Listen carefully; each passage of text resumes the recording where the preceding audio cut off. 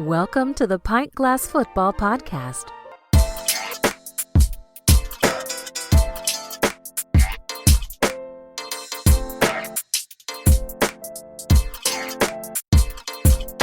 We're excited to be joined by Carter Karels, Texas A&M beat writer for Gig'em 24/7 of 24/7 Sports and the co-host of Gig'em 24/7, a Texas A&M Sports Podcast. Carter, thanks for taking the time to join us. Hey, thanks, Brad, for having me. I appreciate it. Yeah, we're excited to have you on the show, excited to talk about this program right now that has a ton of momentum. This 2026 class is on fire right now. They're all the way up to number 2 in the national rankings on 24/7 Sports. We're going to jump into that. I want to talk about the coaching, the quarterback, and everything in between. So a lot to get to, but let's start with the most important position, the quarterback, of course. And I want to talk about Marcel Reed. What is your thoughts on Marcel Reed heading into the season, especially considering this guy's strengths as a true dual threat quarterback? I know there's been a lot of articles I've read about the offseason work that he's really put in to improve as a pocket passer. What are you seeing or hearing out of this program right now with Marcel Reed going into the season? Yeah, he really isn't getting talked about enough when you talk about SEC quarterbacks. He's kind of, ranked in the middle, ranked 10th, that kind of part of where you see a lot of national media rank these quarterbacks. And, the thing about Marcel that I don't think he gets enough credit for last season was sort of what he was able to do in a tough set of circumstances. He wasn't the starting quarterback going into the season. He was thrust in first start of the season at Florida. Not only does he win that game, but he puts together a game-winning touchdown drive late against Arkansas. He gets thrust in to a 17-7 deficit against LSU and leads them to a big win against LSU. He put together game-winning drives against Auburn and USC, but they lose those games because their defense kind of blew it down the stretch. So, he didn't put up the greatest passing numbers ever, but when they needed him to put together that 2-minute drive, he did it time and again last season. And so you look at this season, and the reason, I think maybe the biggest reason for optimism is, hey, look who he has around him. He's got maybe one of the best offensive lines in the country, one of the most experienced offensive lines in the country, brings back their top 7 players. They got one of the best running back rooms in the country, led by Le'Veon Moss, who was second-team All-SEC last season. And then they brought in a couple really good receivers from the portal in Casey Concepcion out of NC State and Mario Craver, the speedster out of Mississippi State. And so, he's going to have a better O-line, maybe a better running game, an elite running game, and then a better set of supporting cast guys when it comes to receivers. And then just having a more year of experience and being the guy now instead of kind of being thrust in a situation in the middle of the season, the sky's kind of the limit, right? But I do think that there is reason to be cautious about him as a passer because you look at last season, he had his best games against the worst teams. He had his worst games against the best teams. Texas, South Carolina, probably the best 2 defenses he faced last year. And the numbers, the game wasn't great.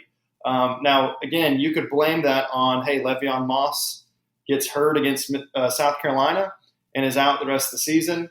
Hey, the defense wasn't great, kind of put this offense in a position where they had to score a ton of points. And the receivers and the tight ends weren't really all that great either. And so A&M didn't do great down the stretch last year, but it really wasn't because of Reed. So with the right circumstances around him, I think he could have a pretty nice season this fall.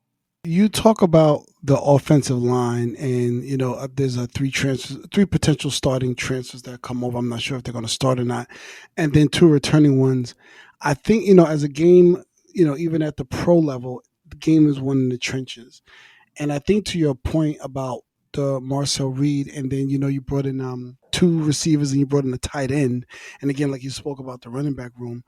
At least from my perspective, everything starts there at the trenches with that offensive line and how this team is going to go, regardless if Marcel Reed, becomes more of a pocket passer and can figure out the whole realm of quarterbacking, or if he's this, full on dual threat. I think everything starts with that offensive line. Yeah, I mean, when you talk about talent and experience, it's the best position group for the Aggies, no doubt. I mean, Trey Zune, their left tackle, Marcel Reed Adams, their right guard. Both of those guys could have been draft picks this past year, but they both came back. And then you have, Marcel Reed Adams kind of being talked up as the best guard in the country this fall is kind of the anticipation.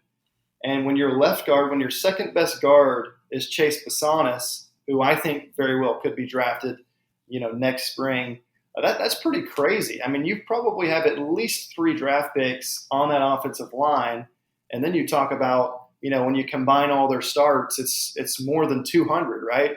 And all guys that are third year, fourth year, fifth year guys, solid depth behind them too. When you talk about guys like Reuben Fothery at right tackle, he may not be your top right tackle, but the guy started as a true freshman and has played in a lot of games.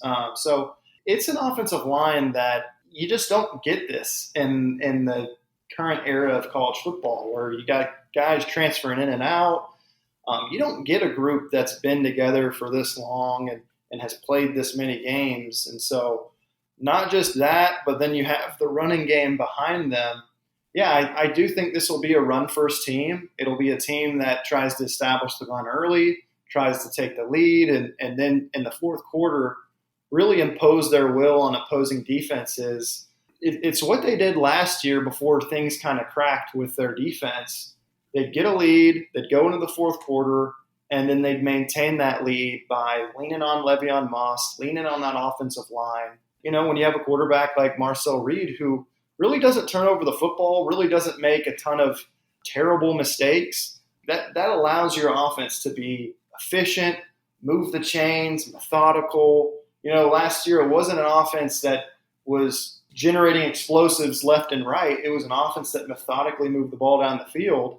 And when you have an offensive line like that, you can do that in an efficient manner and really just impose your will on defenses and take those games in the fourth quarter that are, decided by 3-7 points, those one possession games where every inch matters. So it's a real weapon to have, especially when you can just wear out those defensive lines come the fourth quarter.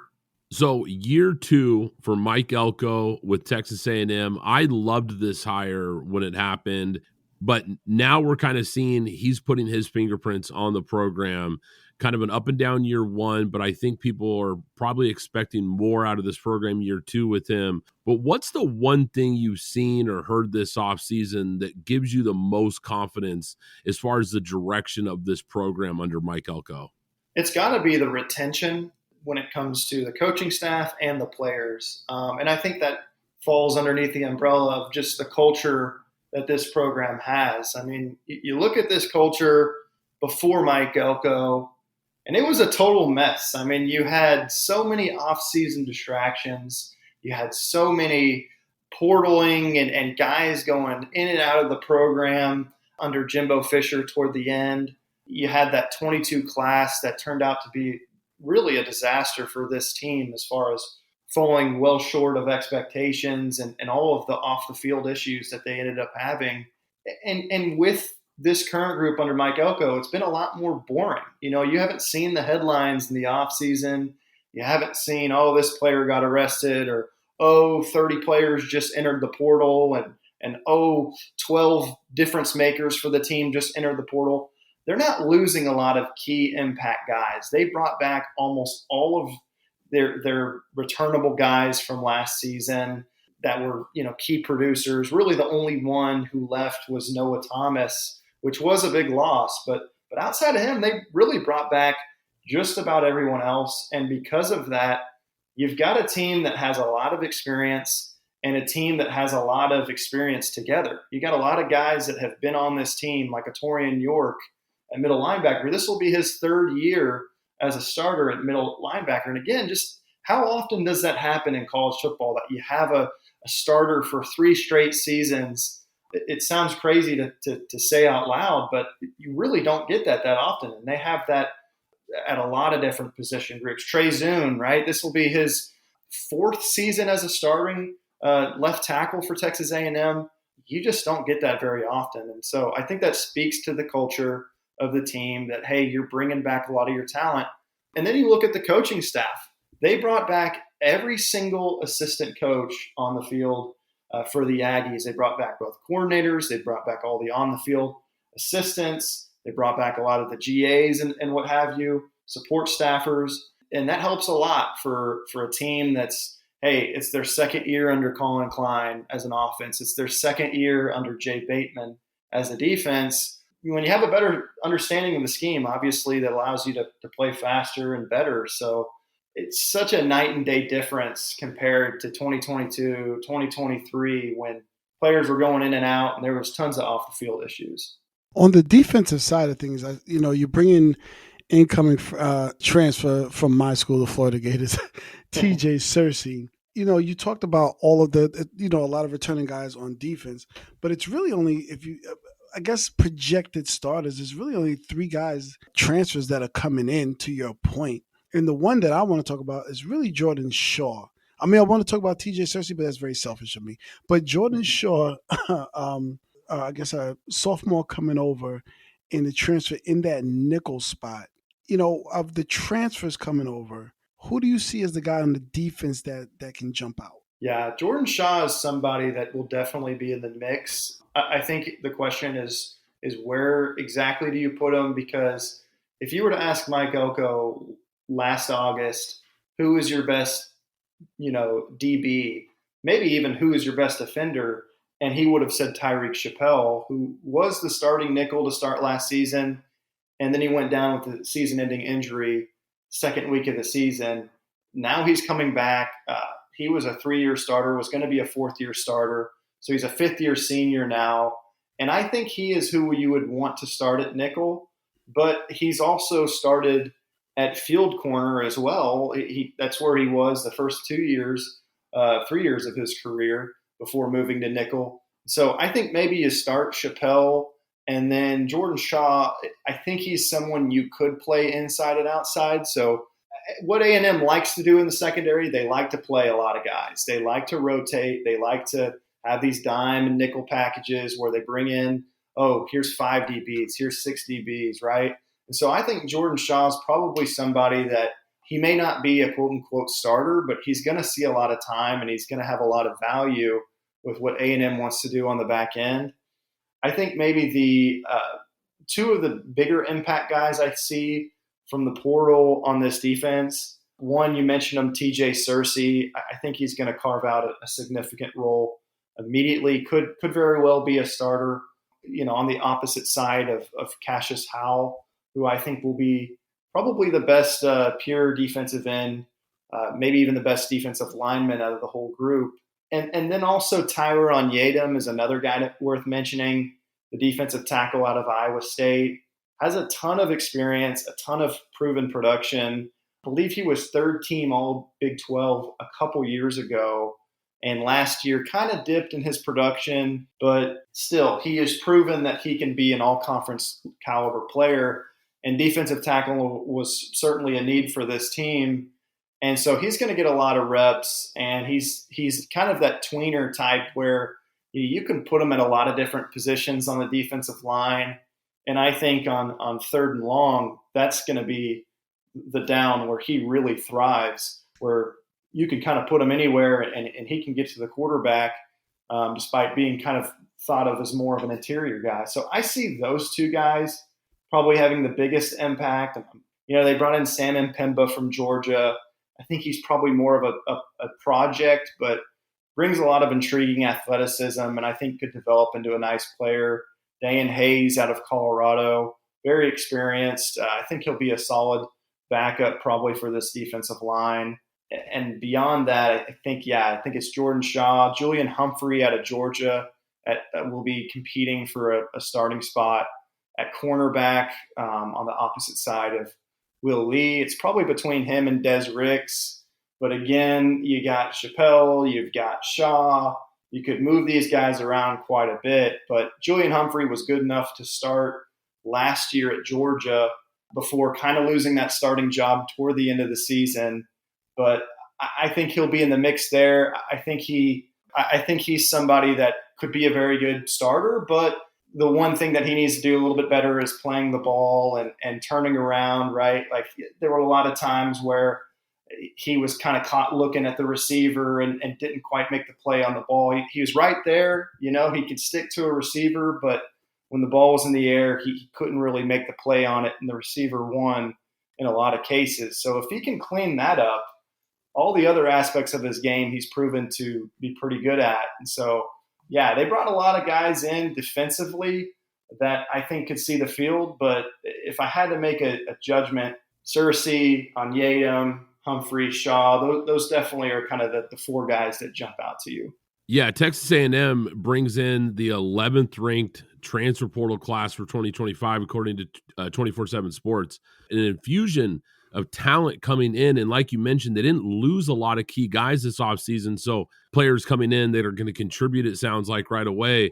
Let's talk recruiting here as well, because obviously that's something you guys do a lot of here at 24/7 Sports. Texas A&M is flying up the recruiting board here, sitting currently at number 2 in the national rankings on 24/7 Sports for the 2026 class. Very talented group. Who do you see in this group that really stands out, and how has Mike Elko and this staff been able to build this kind of early momentum? Yeah, it's been pretty phenomenal to watch. They really went all in on this 2026 class. I remember when they put together the 25 class, I think it ended up being 10th in our rankings. And the thought was, hey, this is a good class, but get ready for 2026 because that's the cycle where A&M had a full cycle to recruit. 24, 25, Mike Elko and his staff did not have that full cycle to really branch out and put together those classes. And when you look at this group, what's pretty phenomenal about it is it's not really that heavy on Texas guys. You got a lot of guys from California, from Georgia, from Ohio, not a lot of in-state kids. You got a New Jersey kid. This is a staff that is really branching out and is showing that they have a lot of skins on the wall, that, hey, they can land a head-to-head with Georgia. They can beat USC for a guy. It's not just guys from Houston and guys from Dallas. And, Adam Cushing, the offensive line coach, just today landed 2 4-star commits on the offensive line. And so you're seeing certain assistant coaches like Cushing, the running backs coach, Trooper Taylor, really distinguish themselves as top recruiters. And, I think going into the Mike Elko era, there was a lot of speculation or talk of, is Mike Elko really that great of a recruiter? Is that, has he really proven himself to be one of those elite guys? And I think he's showing it right now that he is. And there was also that thought after the 2022 class that A&M assembled. Is this just kind of a one-time thing? Did they just bring out the NIL war chest? And, A&M's probably not going to put together another class like this or another top 3 class anytime soon.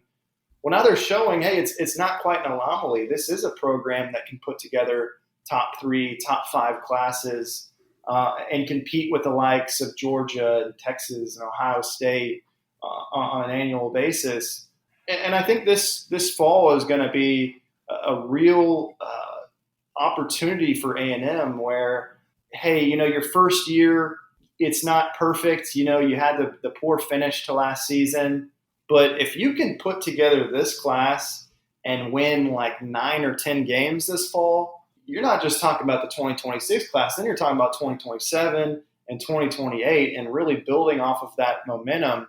But I do think that this season will be pivotal in doing that because you can't go 8-5, 7-6 back to back and really expect the momentum to keep going. So I think they benefited off their strong start last season, and the way that the schedule plays out this season, it's pretty light on that first half. And so if they can get off to that strong start and just keep building that momentum, then yeah, it won't just be 26, it'll also be 27 and beyond. So we talked about the coach Mike Elko a little bit, but let's kind of focus on him for a moment. Now we know that there was a huge payout that had to go to Jimbo Fisher.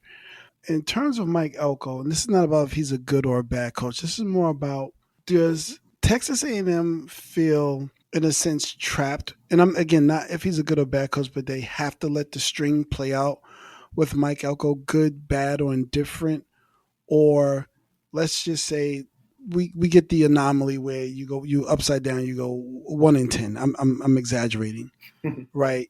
Yeah, if you know where I'm going, Yeah. is it like how much leeway does he have to really try and turn this around, going from Jimbo Fisher and obviously the money that had to be paid out to him into where they expect to go in the next, let's say, at least 2 years? Yeah, I think you are in a tough spot if you're A&M in the sense that not only are you paying Jimbo's buyout, it's going to cost him about $7.2 million a year through, I believe, 2031, and I think Mike Elko's contract expires that same year. So you're kind of on the hook when you talk about Mike Elko making $7 million a year and Jimbo 7. That's like a little over $14 million that you're committing to your head football coach, essentially, not even including incentives. And then you're also talking about revenue sharing and how A&M is committing $20.5 million per year in revenue sharing. You're not going to see a lot of these huge buyouts and huge facility commitments where you're having to go into a lot of debt and use debt services to fund new facilities. And so I think that kind of puts you in a bind from the sense of like, yeah, you can't just fire a guy after 2 years now if you have this much money committed to everything else. Now, obviously, you never say never. If it's just an absolute disaster, yeah, maybe you consider it.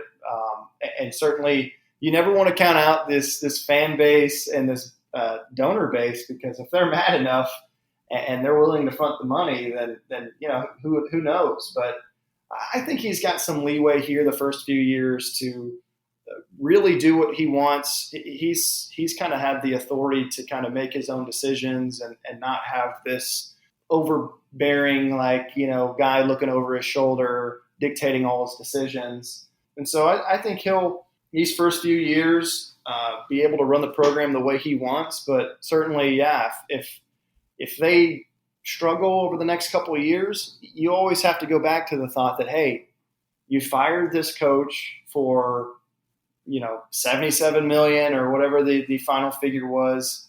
You're not doing that to go 8-5 every year. You're not doing that to get 7 to 8 wins every year.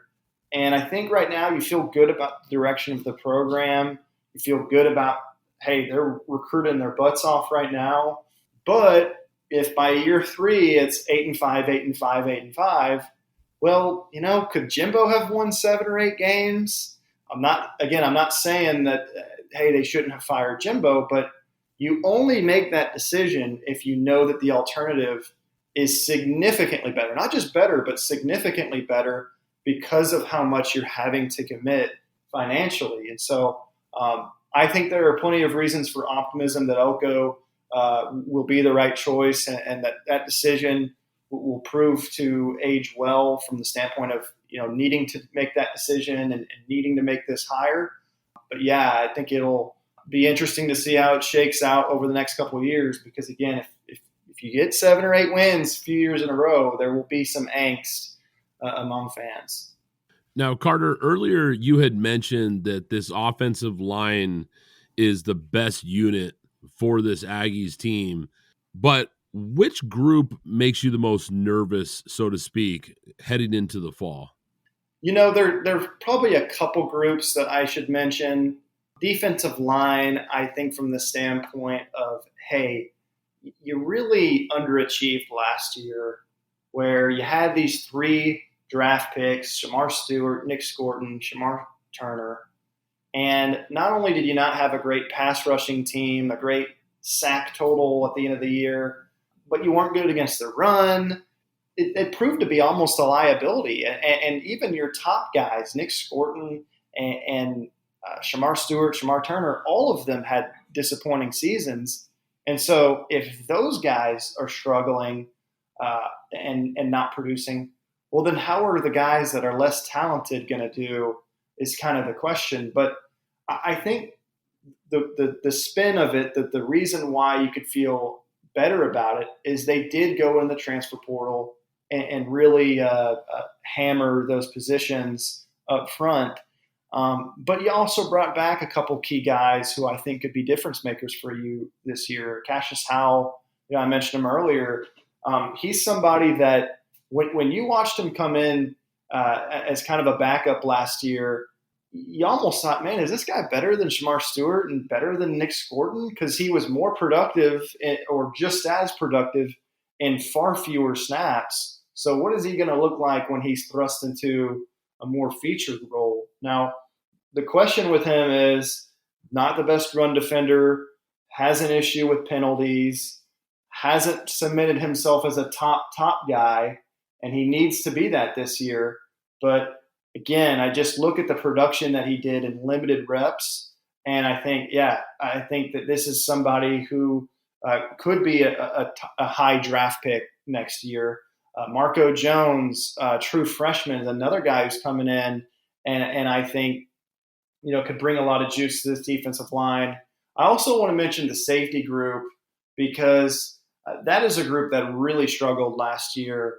They struggled to cover, they struggled to tackle, they struggled against the run, really all around. But the kind of the optimistic view of it is, hey, they brought back their top three guys, Bryce Anderson, Marcus Ratcliffe, and Dalton Brooks.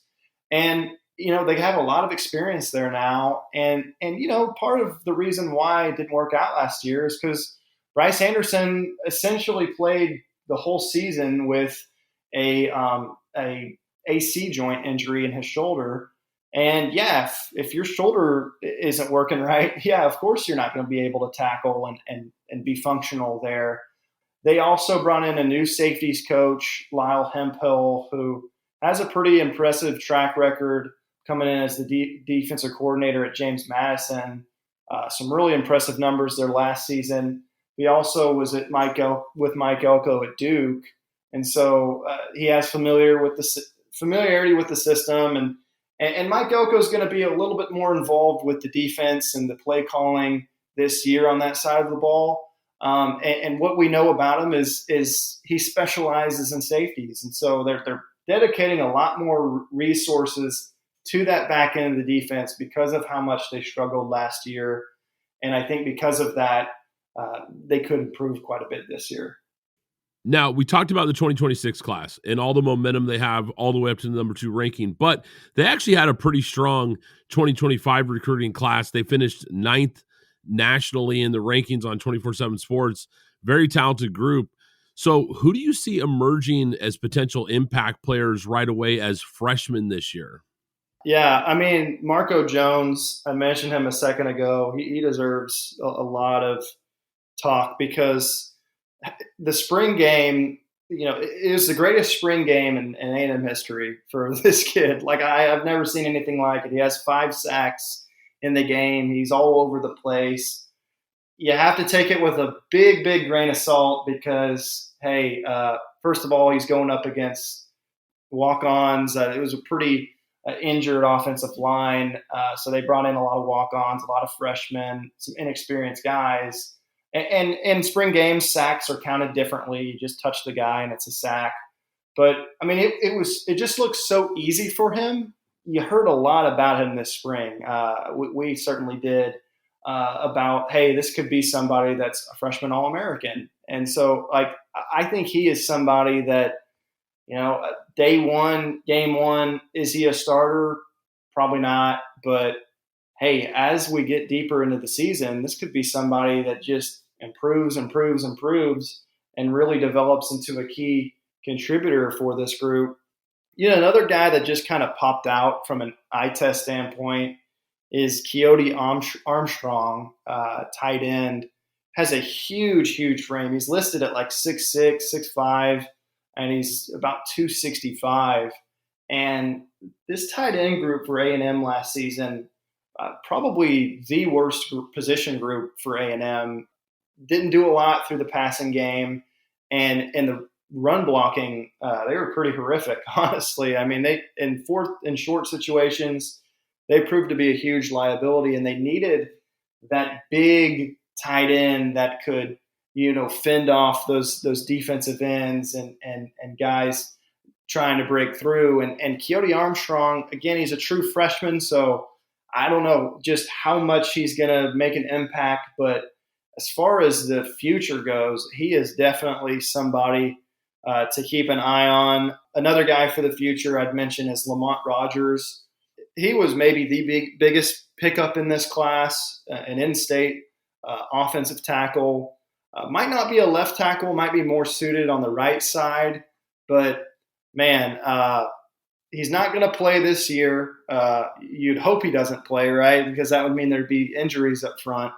But a year or two from now, once he really works on his body and develops from a physical standpoint, I think this is a kid that, again, we had him as a 5-star recruit, biggest, land for A&M in that 2025 class.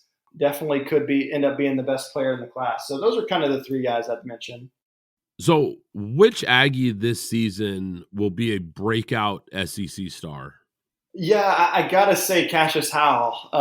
It has to be him because, last year he came in from Bowling Green. You'd think, okay, Bowling Green, is there going to be a little bit of an adjustment? But no, he was given Nick Scorton and Shamar Stewart a run for their money and ended up with about 4.5, 5 sacks. And, this season, if he were to have 9, 10, 11 sacks, I really wouldn't be shocked because I think he will be that difference maker for this team on the defensive line. Still has to improve, like I said, the run defense and the penalties.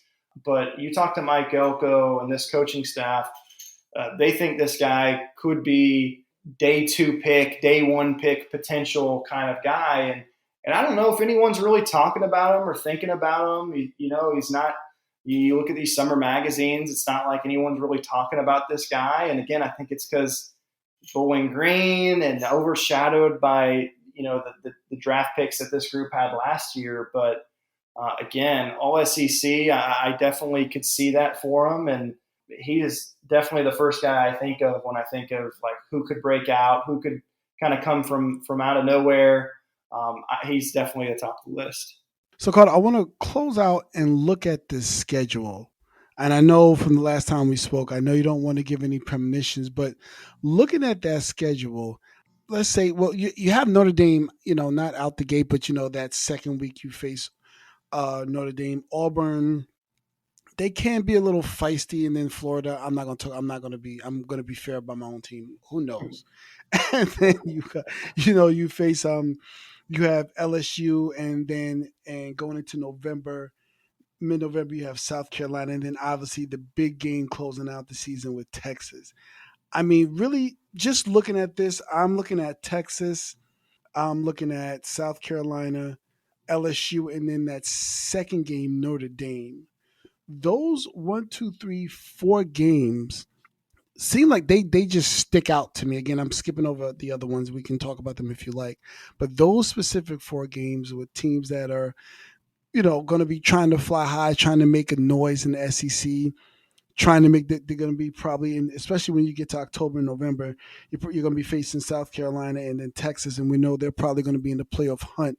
How do you see, in terms of where the team is or where you'll be looking for the team to be, let's just say heading into November, after probably playing the 2 biggest games being Notre Dame and LSU? You look at last season, they started off 7-1, and then they ended up 8-5. And so it's similar last season where it kind of set up well to start the year. And you look at this schedule, and outside of Notre Dame, they should be favored in their first 1, 2, 3, 4, 5, 6 other games of their first 7. So they very well could be 6-1, 7-0 going into LSU, depending on how things shake out. But the last half of the season is not as forgiving. You've got 3 straight road games with Arkansas, LSU, and Missouri. You got a South Carolina team that really took it to A&M last year. And Lenore Sellers had himself one heck of a game against the Aggies. And then you got Texas, maybe the best team on the schedule this season in Austin. It's a tough second half. And so, when you go into that LSU game, you'd like to be 6-1 at least, because then, hey, you're still in playoff contention. If you're 5-2 going to LSU, well, you might have to run the table. You might have to win in Baton Rouge. And you think about it, A&M has not won in Baton Rouge since the 90s. They haven't done it since they've been part of the SEC. It's been impossible for them. And they've had plenty of prime opportunities to do it, and they just can't do it. And so it's going to be tough this year. LSU looks to have a top 10 team and a great quarterback in Garrett Nussmeier. So it's not going to be easy. And so if you can enter that game 6-1 or 7-0 in this playoff era, you have the ability to lose to LSU by 21, and it doesn't even matter. You could lose to LSU and Texas and still make the playoff if you go into that game 7-0. I think you like that, Florida, Auburn, South Carolina, 3 games that you could argue are a coin flip or at least something you'd circle.